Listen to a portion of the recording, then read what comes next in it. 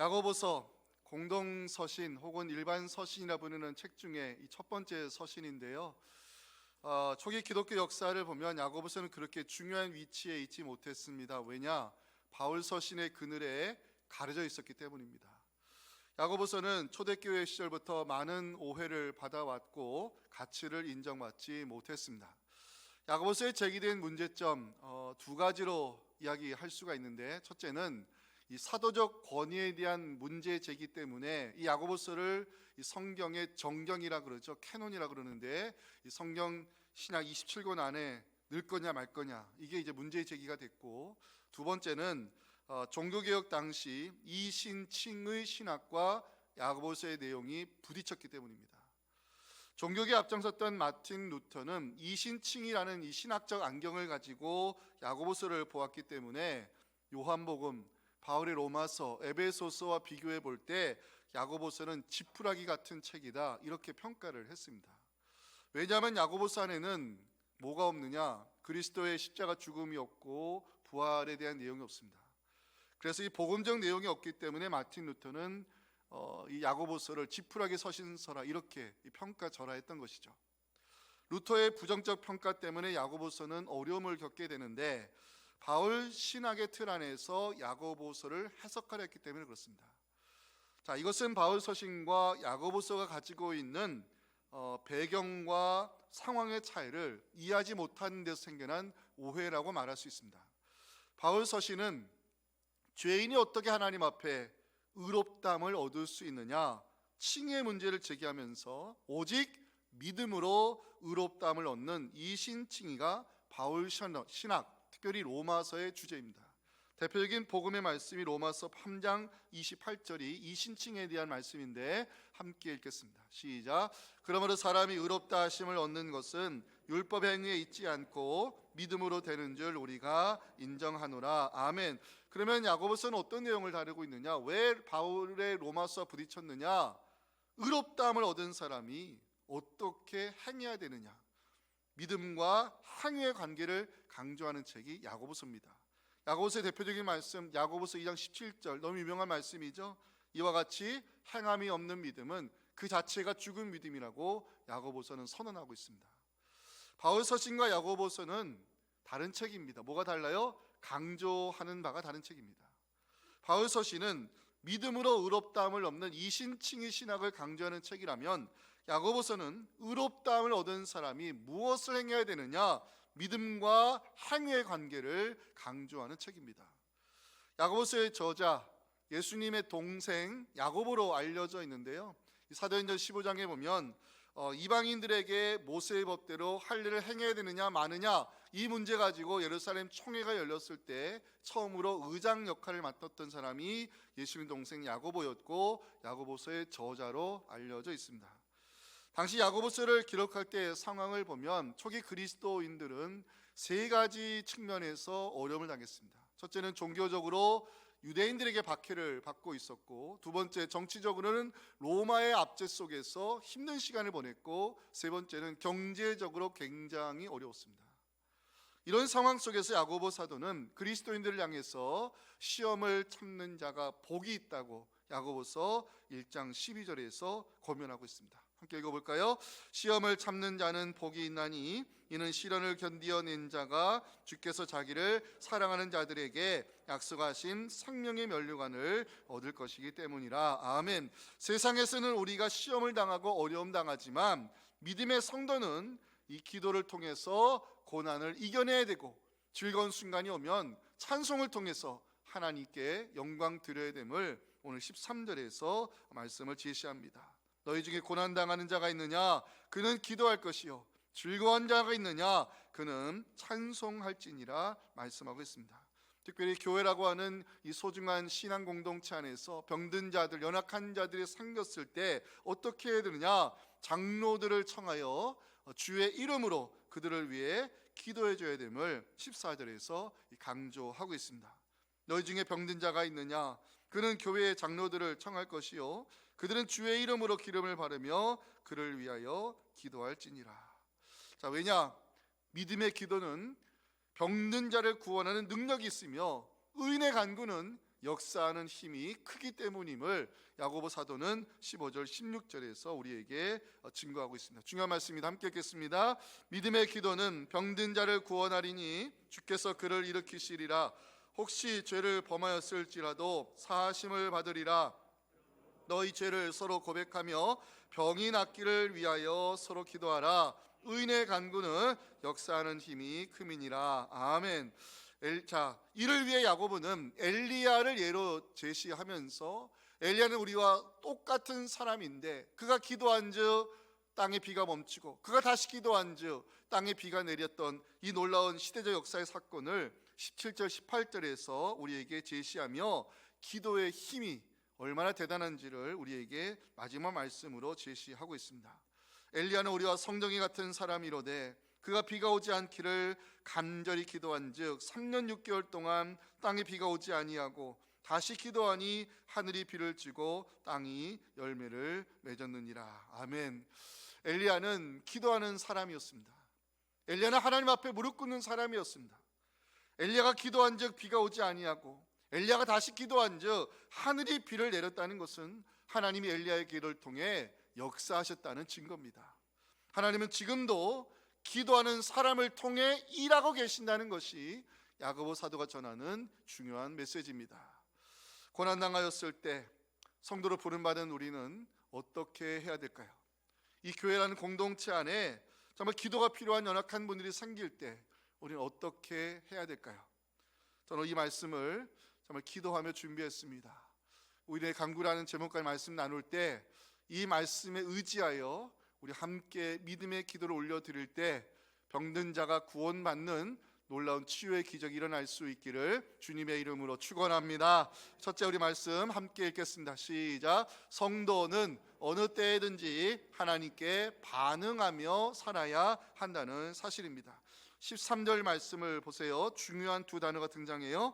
너희 중에 고난당하는 자가 있느냐 그는 기도할 것이요 즐거워하는 자가 있느냐 그는 찬송할지니라 권면합니다. 여기 기도와 찬송을 표시해 주세요. 기도와 찬송. 고난당할 때, 즐거운 일이 생길 때 성도는 기도와 찬송으로 하나님께 반응해야 한다는 것이 야고보 사도가 전하는 첫 번째 메시지입니다. 고난당할 때 우리는 무엇으로 반응해야 될까요? 기도가 정답이라는 것입니다. 성도가 당하는 고난은 하나님이 허락하시는 고난이고 뜻이 있는 고난입니다. 어려운 순간이 찾아올 때, 고통의 순간이 찾아올 때, 내가 감당할 수 없는 어려운 일이 닥칠 때 우리가 해야 될 반응은 질문이 아니라 기도여야 된다는 것입니다.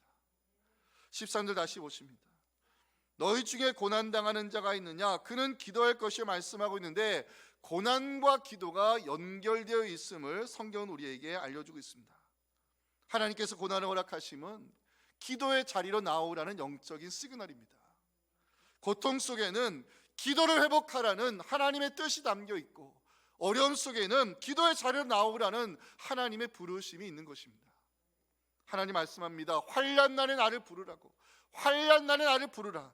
환난의 날을 기도의 날로 만드는 자가 구원의 하나님을 경험하게 될 것을 시편 50편 15절은 말씀하고 있습니다. 환난 날에 나를 부르라. 내가 너를 건지리니 네가 나를 영화롭게 하리로다. 고난의 날을 기도의 날로 만드는 자가 응답하시는 하나님을 만나게 될 것을 시편 기자는 자신의 경험을 근거로 시편 120편 1절에서 간증하고 있습니다. 이 간증이 우리 모두의 간증이 되기를 소망하며 함께 읽어봅니다. 시작.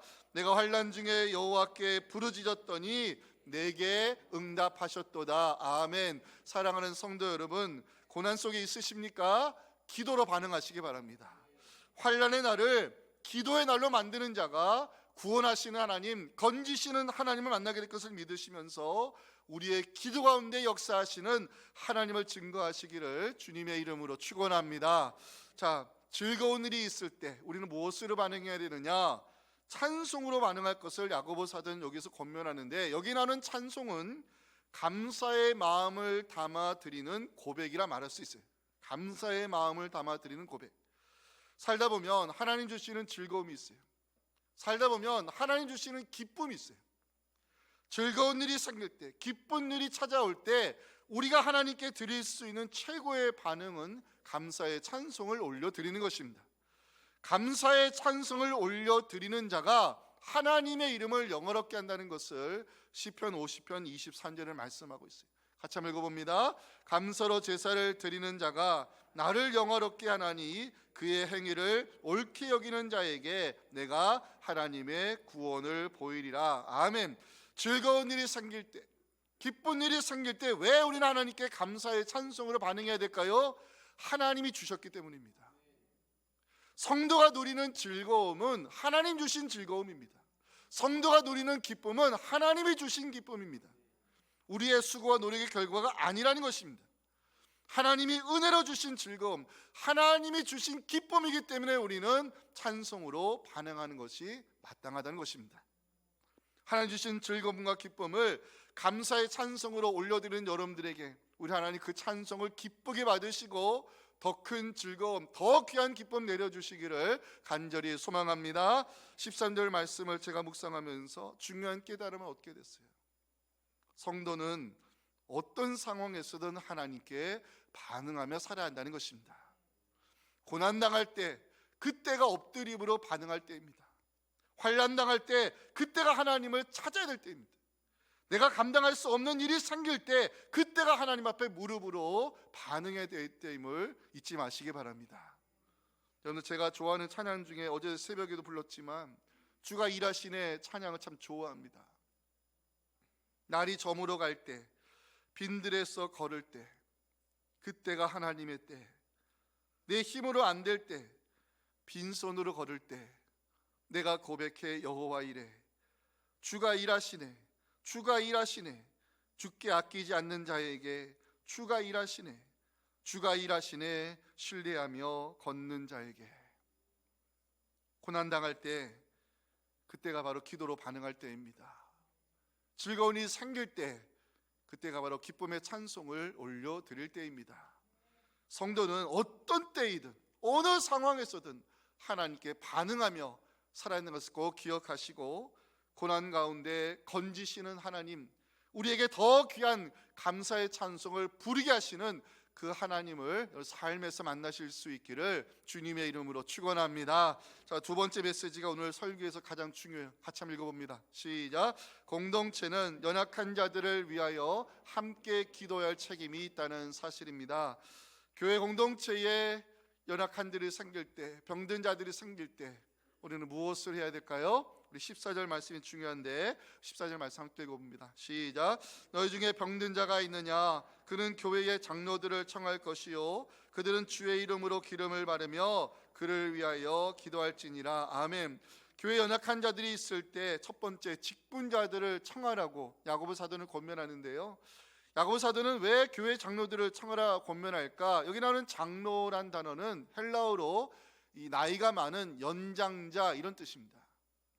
장로는 교회 공동체를 대표하는 직분자라 말할 수 있는데 초기 교회에서는 이 장로를 교회 감독자라 불렀어요. 왜 장로를 교회 감독자라 부르냐? 공동체에 속한 성도들 돌봐야 될 책임이 있기 때문에 그렇습니다. 자, 기억하실 것은 14절 자세히 보시면 장로가 단수가 아닌 장로들로 복수로 나와 있어요. 만약 기도를 통해 병자가 치유될 경우 개인의 공로로 돌아갈 것을 미리 방지하기 위한 지혜로운 조치입니다. 직분자는 개인의 이름으로 사역하는 사람이 아닙니다. 치유의 결과를 개인의 공로로 돌리려면 이것이 하나님의 영광을 가로채는 죄가 될 수 있는 것입니다. 그래서 직분자는 언제나 공동체를 섬기는 자로서 하나님을 대표하여 이 기도하되 이 치유의 결과를 개인의 공로로 돌리지 말고 하나님께 영광 돌리는 기회로 삼으라고 이 야고보 사도는 권면하고 있습니다. 자, 두 번째가 중요해요. 교회 병든 자들이 생길 때 교회 공동체는 어떻게 되느냐? 주의 이름으로 기도할 것을 우리에게 알려주고 있어요. 14절 말씀에 표시해 주세요. 주의 이름으로, 아예 박스를 쳐서 주의 이름으로. 중요한 메시지 담겨 있습니다. 교회 직분자들이 연약한 분들을 찾아가 기도해 줄 때 조건이 있어요. 주의 이름으로 기도해 줘요. 주의 이름으로. 이것을 실천한 사람들이 초대교회 성도들입니다. 초대교회 성도들이 모여서 합심 기도할 때 여러분 사도행전 4장 30절 말씀을 자세히 보세요. 자, 말씀 보세요. 손을 내밀어 병을 낫게 하시었고 표적과 기사가 거룩한 종 예수의 이름으로 이루어지게 해달라고 간절히 기도했어요. 저기 그리스도인들은 예수의 이름으로 기도할 때 병이 떠나가고 표적과 기사가 일어나기를 간절히 기도했어요. 결과 어떻게 됐을까요? 사도행전 5장 12절, 15절, 16절 여러분들에게 소개합니다. 사도들의 손을 통하여 민간의 표적과 기사가 많이 일어났어요. 다음 말씀이요. 심지어 병든 사람을 메고 거리에 나가 침대와 요 위에 누이고 베드로가 지날 때에 혹 그의 그림자라도 누구에게 덮일까 바라고 예루살렘 부근에 수많은 사람들도 모여 병든 사람과 더러운 귀신에게 괴로움 받는 사람을 데리고 와서 다 나음을 얻었어요. 사도들의 손을 통하여 표적과 기사가 일어나고 병든 자가 일어나고 귀신이 떠나가는 이유가 뭔지 아십니까? 저들은 예수 이름의 권세를 믿고 기도했기 때문에 그렇습니다. 주의 이름으로 기도하면 치유의 역사가 일어나고 귀신이 떠나가는 줄 믿으시기 바랍니다. 왜? 예수의 이름을 불리면 풀림의 역사가 일어나기 때문에 그렇습니다. 예수 그리스도의 이름을 불리면 죄와 사망의 권세로부터 풀려나는 구원의 역사가 일어납니다. 예수님의 권세를 믿고 기도하면 질병으로부터 풀려나는 치유의 역사가 일어나는 것입니다. 예수님은요, 죽은 자의 수건을 풀어줄 수 있는 능력의 하나님이심을 요한복음 11장 44절에 이렇게 친 거예요. 죽은 자가 수족을 되로 동인체로 나오는데 그 얼굴은 수건에 쌓였더라. 예수께서 말씀합니다. 죽은 자의 수건을 풀어놓아 다니게 하라. 죽은 자의 수건을 풀어놓아 자유하게 할 수 있는 놀라운 능력이 바로 예수님에게 있음을 성경은 우리에게 알려주고 있어요. 예수의 이름을 부르면 풀림의 역사가 일어나는 이유, 예수님은 그 어떤 것보다 강한 자가 되시기 때문에 그렇습니다. 예수님은 우리를 악한 영으로부터 자유하게 할 수 있는 강한 자 되십니다. 예수님은 우리를 질병의 매임으로부터 자유하게 할 수 있는 강한 자 되십니다. 이것을 믿고 우리가 예수님의 권세를 선포하며 기도하면 하나님께서 우리를 구원하여 주시는 놀라운 치유 역사를 일어날 걸 믿으시면서 로마서 10장 13절 말씀을 우리 모두의 신앙 고백으로 함께 읽겠습니다. 시작. 누구든지 주의 이름을 부르는 자는 구원을 받으리라. 아멘. 세 번째, 교회 공동체에 병든 자가 생길 때 우리는 어떻게 해야 될까? 기름을 발라주라고 세 번째로 권면합니다. 자, 왜 기름을 바를까요? 잘 들으세요. 기름을 바르는 목적은 구별에 있습니다. 구별. 자, 모세가 장막을 세우고 그 안에 들어갈 기구들 만들었을 때 마지막에 한 일이 있어요. 기름을 바르는 일입니다. 기름을 바르는 이유는 하나님의 것으로 구별하기 위해서입니다. 민수기 7장 1절 보시면 모세가 장막 세우기를 끝내고 그것에 기름을 발라 거룩히 구별하고 또 그 모든 기구와 제단과 그 모든 기물에 기름을 발라 거룩히 구별했어요. 기름을 바르는 목적은 하나님의 것임을 표시하기 위해서입니다. 자, 그러면 우리가 교회 공동체로 돌아와서 야고보 사도는 이 교회 공동체 병든 자가 생겼을 때, 기도가 필요한 사람이 생겼을 때 왜 그에게 기름을 바르라 권면할까요? 하나님의 특별한 은혜가 필요한 자로 구별하기 위해서입니다. 기름을 바른다는 것은 이 병든 자의 몸을, 연약한 자의 몸을 하나님께 올려드리는 행위입니다. 하나님께서 거룩한 손으로 만져주시기를, 하나님께서 능력의 손으로 안수해 주시기를 기도하면서 그 하나님의 만져주심이 치유의 기적으로 나타나기를 소망하며 그 몸을 하나님께 올려드리는 것이 이게 바로 기름을 바르는 행위입니다. 우리 교회에도 지금 하나님의 특별한 만져주심이 필요한 연약한 분들이 있습니다. 질병으로 고통당한 자들을 위해서는 기도해 주실 때 그 아픈 부위를 성령께서 만져주시기를, 그 암세포 부위를 예수님께서 보혈로 덮어주시기를, 그 시신경액 종양을 성령께서 소멸에 불러 태워주시기를 함께 기도해 주시기 바랍니다.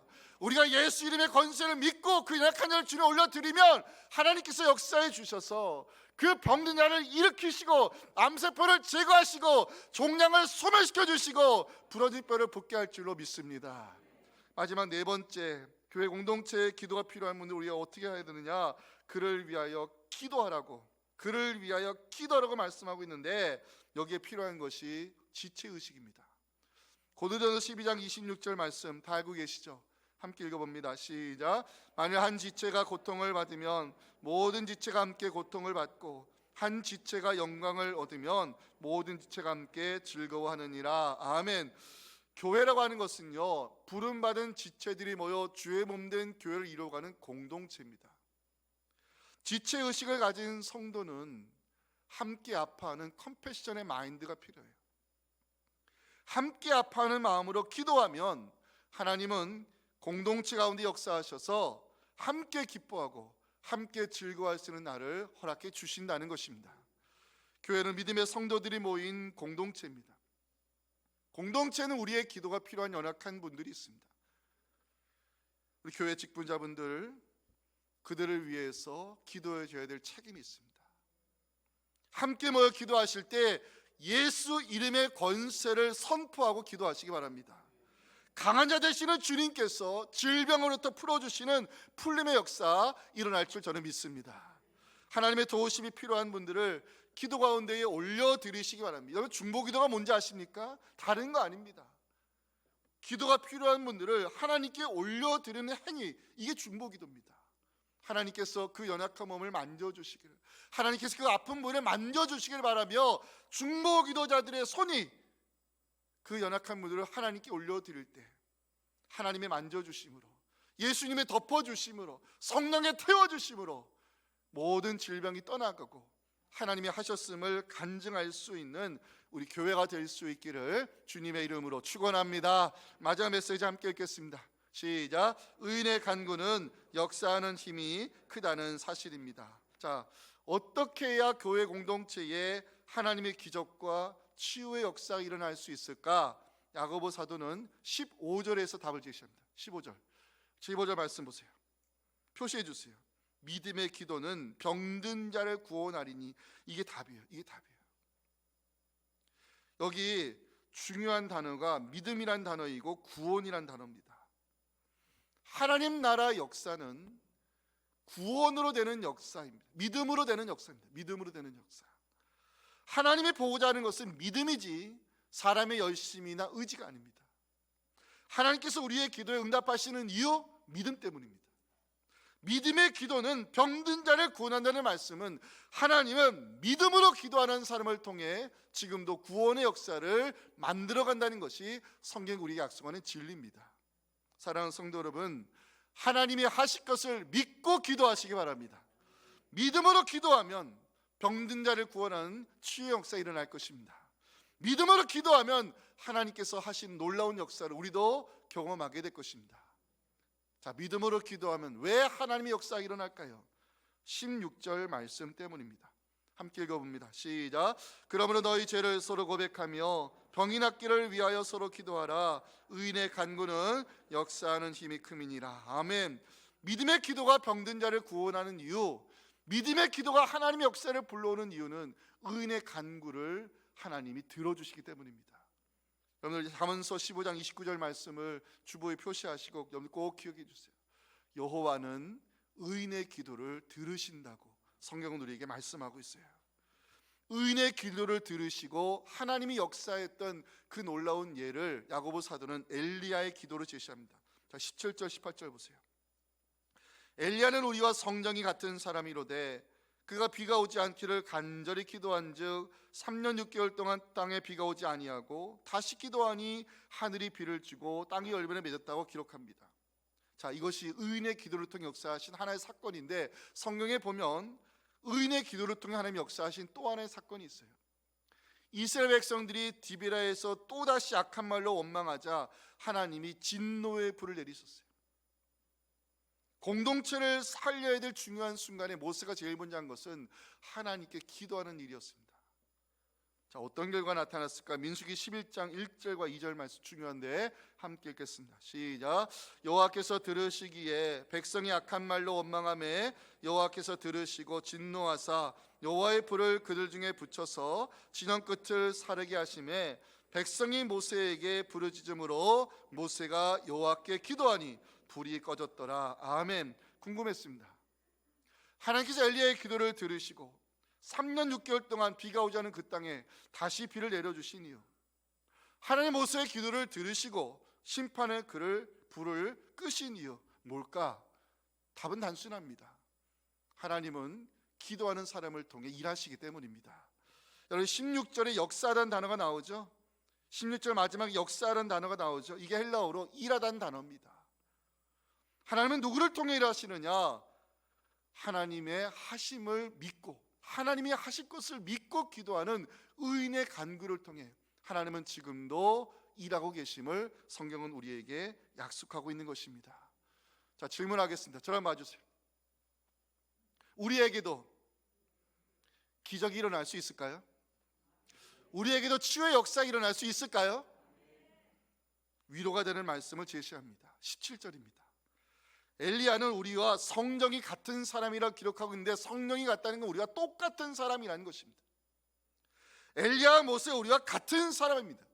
중요한 것은 그들이 하나님의 능력에 믿고 기도했을 때 하나님의 반응이 기적으로 나타났다는 것입니다. 그러면 우리도 하나님이 하실 것을 믿고 기도하면 우리에게도 하나님의 역사가 나타나고 기적이 나타나고 치유 역사가 일어날 줄 믿으시기 바랍니다. 의인의 간구는 역사 하나님이 크다는 것을 듣고 믿으시면서 우리가 믿음으로 드리는 우리를 기도를 통해 구원의 역사, 치유의 역사, 기적의 역사가 일어나 하나님의 살아계심을 증거하는 우리 모두가 될 수 있기를 주님의 이름으로 축복합니다. 하나님 감사합니다. 의인의 간구는 역사하는 힘이 크다고 주님 말씀하셨습니다. 믿음의 기도는 병든 자를 일으킨다 말씀했습니다. 우리가 이 말씀에 의지하여 예수 이름의 권세를 선포하며 기도할 때 하나님 우리의 기도를 통해 일하시고 역사해 주셔서 병든 자를 일으키시고 귀신이 떠나가게 하시고 하나님 그 모든 질병으로부터 우리를 풀어 자유하게 해 주시는 하나님의 놀라운 역사가 우리 기도 가운데 나타나게 하여 주시옵소서. 예수님의 이름으로 기도하옵나이다. 아멘. 그런데 살아계셔서 우리 아픈 보혈을 덮어주시고 치유해 가시는 우리 그리스도의 은혜와 믿음의 기도를 통해 지금도 놀라운 치유의 기적을 만들어 가시는 하나님 아버지의 크신 사랑과 성령의 역사하심이 오늘 주신 귀한 말씀 가지고 이제 삶의 자리로 돌아가 예수 이름의 권세를 믿고 하나님 하실 것을 믿음으로 선포하며 기도 가운데 하나님의 기적을 경험하여 공동체의 치유 역사를 일으켜주신 하나님께 감사 영광 올려드리기 원하는 우리 사랑하는 교회에 속한 모든 지체들의 이 간절한 중보기도와 우리 사랑하는 우리 연약한 분들 환우분들의 그 아픈 부위 위에 지금부터 영원토록 함께 하시기를 간절히 축원하옵나이다. 아멘.